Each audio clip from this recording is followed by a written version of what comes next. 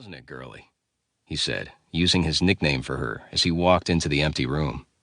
All the walls were gone, and the hardwood floor was completely ripped up, leaving only the cement floor. I can see the potential. She turned and looked at him. Especially with all the wonderful drawings you did. She smiled. He nodded. Well, girlie, you had a wonderful idea for this place. You know, I had big dreams for this town. He sighed and looked out the large front windows towards Main Street. She walked over and rested her head on his arm. They had talked about all of his plans for the small town, how he wanted to rebuild it, allow it to grow. This is a wonderful first step. He nodded. I had hoped that... He started and then shook his head. What? She waited. I had hoped that Travis would come back and fall in love with this town. Everything I've worked so hard for. He paused again, and Holly felt his arm stiffen. Everything I did was for that boy. She started to worry when he began shaking. Mr. Nolan, are you all right? She gripped his arm tighter, but he just looked off into the distance. When he hunched forward and started to fall, she gripped his arm more tightly, trying to hold him upright, but the man's massive frame was too much for her tiny one. He hit the floor hard, causing her to land on her knees. When she looked over, she saw that his face had gone completely white. Rushing over to him, she rolled him over onto his back and listened for a heartbeat. When she couldn't find one, she pulled her cell phone out of her purse and dialed 911. Hang on, Mr. Nolan. Help is on the way. She reassured him, holding his hand in hers as tears slipped down her face. Chapter 1. Travis stood stiffly in front of his old house with his hands clenched at his side. It was too dark to see anything clearly, especially since all the lights in the massive place were out. Too many memories flooded his mind. He wanted to escape them, but he knew he couldn't, not until his business was done and he could start fresh. It had been almost a month since he had gotten word that his father had passed away from a brain aneurysm. It had taken his father's lawyer almost 2 weeks to track him down in Montana.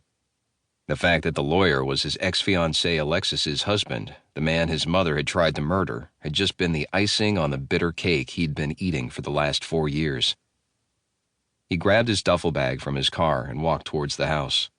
He circled around the back and climbed the stairs to his old apartment above the garage.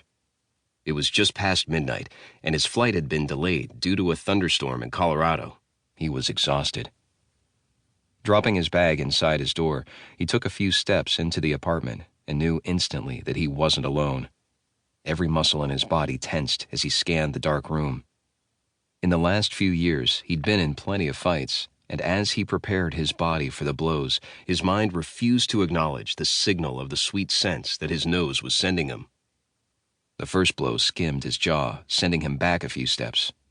When he reached out with his fist, he thought he would connect with something, but he hit only air. The blow to his gut took him by surprise, and he reached out and grabbed what he could of his attacker. When he grabbed a hold of clothes, he stepped back to flip his assailant over, but tripped on his duffel bag and ended up on the ground.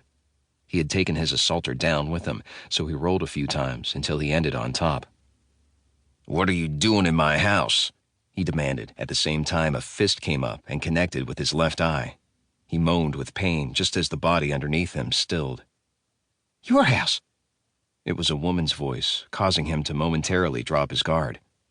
She shoved his shoulder and leg hard until he fell off her. He landed on the floor, holding his throbbing left eye.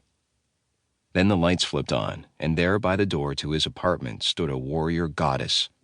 Her long red hair flowed down past her breasts, which were covered nicely with a teal tank top and matching shorts. Travis? She stood looking down at him. He dropped his hand away from his face and looked at her with watery eyes. "Do I know you?" She nodded her head and put her hands on her hips. Holy Bridals. He just looked at her. I run the bookstore. "Sure you do," he said, getting up off the ground slowly. "That doesn't explain what you're doing in my house." She sighed.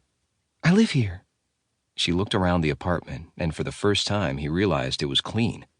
Clean. Everything of his was gone, except the furniture his parents had bought him when he had moved out of the main house. He groaned. "That's just great." He turned and looked at her again.